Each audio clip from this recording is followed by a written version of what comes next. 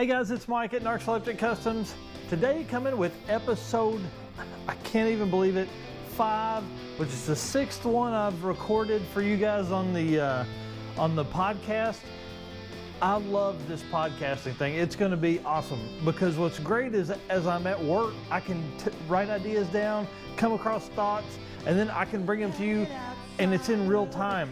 But this one here, I came across a few things in the last 2 or 3 days that were really high up on my list of stuff that I wanted to talk to you guys about. So I figured I'd hit record while I'm waiting here to edit some videos before my wife and daughters get home. So we'll just get started. You know, when we started this, the Anchor app is who we use. Well, I guess they're owned by Spotify. So everything we've done has been, it's automatically loaded to Spotify. Well, I submitted on today's Thursday. I submitted on Tuesday for our podcast to be picked up on iTunes. It was approved. So I would think by Saturday or Sunday, by the email I got, that we should be on iTunes as well. And then I'm going to start working on the iHeartRadio side of stuff for podcasts. So if you have a podcasting system that you work with that isn't iTunes or Spotify, comment down below. Let me know which one you work with, and I'll see I'll see what I got to do to get on that one. I appreciate all of the listens that we've had. I think we're a little over 100 now, which is pretty awesome considering we've been doing this for, just under a week, and we have had 5 podcasts. And the only place I've really pushed it is on Facebook and our Instagram page. The thing I'm going to like most, I think, about podcasting is obviously the guests you can get. It is much easier to get guests for the podcast because they can call in. So I'm working on how to do that right now. I can ask people, all kinds of business owners from across the country questions and kind of go through stories with them and things like that. That leads me into something that's coming up. So I've entered the Savage Race, which is like a Spartan race or Tough Mudder or something like that, that is in Atlanta, which is where the headquarters of my daily job is. So I've entered that. Well, if you're going to be in Atlanta and you're going to be attempting a cross-country trip sometime in the spring or early summer, there's one person you can talk to in Atlanta, and I think you all know who I'm talking about. It's Ed Bewley. If you don't know who Ed Bewley is, he is the founder of VinWiki, is how he really kind of came to fame in the last, 4 or 5 years. But before that, and starting in 2013, he was the cross-country record holder for the Cannonball Run, the Sea to Shining Sea Express, Sea to Sea Express, 2904. Basically what he's done is he ran from the Red Ball Garage in New York City, Manhattan, all the way to the Portofino Inn in California. So right after I finish this, while it's editing and loading, I am going to message Ed Bewley. I'm a little nervous because I don't want to come off as a fanboy, but I really feel like I have just a couple questions, and if I'm going to be that close, I gotta at least try. I'm recording this on, what's today? January 16th. So I've got to at least try to meet him or be in the same maybe car show area as he is for one of those days. So we'll be down there, like I said, the end of March, and we're hoping to run the cross-country event just as a run. We're not going to attempt any records or anything like that, but we've got to do it at least one time to see where we can gain time and things like that. And I'm going to have 2 of the guests on next couple weeks for the co-drivers that are going to be doing that with us. So kind of excited definitely about that trip. That's a bucket list trip. I've always wanted to go cross-country. My family has always been truck drivers, so I think we are nomadic people as it goes.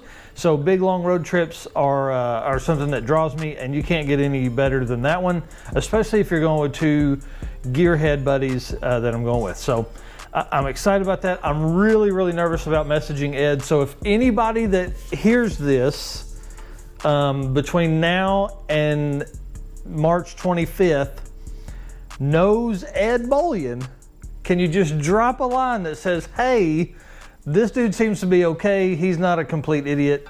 Just give him 10 minutes. Please, please, please. I would appreciate that. So, all right, guys.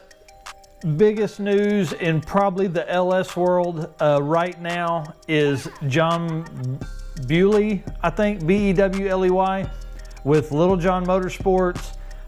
He no longer works for Brian Tooley Racing. Apparently, he made someone mad. They made him mad. It was like a pissing match of all proportions on so many different pages on Facebook Drama, imagine that. And him and Brian Tooley have split ways. Well, the crazy part about that is Little John Motorsports, Brian Tooley Racing was like, he sat at a desk in Brian Tooley Racing. So when they split ways, he has no cam manufacturer now. But also, apparently, he signed some kind of 3-year non-compete, and basically one of the top guys in LS cam valve train knowledge is jobless. It's real. I mean, there's so many guys that are in the winner circle that run LJMS cams and, you know, I mean, BTR stuff. So I don't know what this will mean. Y'all know we've always got our cams and valve springs and kits from our buddy Mick at Comp. So I don't know what that'll mean for everyone else in the industry. It's really going to be interesting to see how all of this pans out. You'll have to jump on Facebook and find some of these posts. They are like 700 comments. There's basically, what I've gathered is that John was kind of an ass and really knew his stuff and was very arrogant about it. And so when you are all of that, you piss off the wrong people, they kind of gather their folks and it becomes a shit show. I mean, it got to the point where Brian Tooley came in to one of the Facebook posts and was like, hey, John doesn't own the Spintron machine. I do. It's my machine. He only works here. He doesn't own this stuff. So apparently later on, then it kept going, obviously, because, you know, Facebook keyboard warriors. Brian came in later and said, essentially, John's been given direction on what he can talk about, what he can't talk about, and if he keeps it up, he's going to be terminated. And then it was like a day later, here comes John's post. Hey, last 6 years have been great, but we're splitting ways. Now, I've heard from just well, not a handful. I've heard from one person at a reputable cam company, not Mick at Comp, because I know that's what you're thinking, that John is in talks to go to work at maybe another cam company soon. Now, again, it'll all depend on how everything works out with this non-compete and all that kind of stuff, but it really amazes me that one of the top guys in LS valve train research and development and knowledge is now without a job. So pretty wild. I did want to talk about the comp cam stuff. Reminded me, I was reading an article yesterday about the comp cam's dream team and their the Power Auto Media, I think is what it is, their Horsepower Wars Season 2. The guys for the comp cam's dream team, holy crap, their car burned on a transport truck on its way to wherever it was going to be, some photo shoot, I think at Summit in Georgia, because they're racing next month at a race there to finish up the season and recording of that show. So that's pretty wild. They said they're going to rebuild it. I haven't seen. I've been trying to jump back on, but work has been crazy.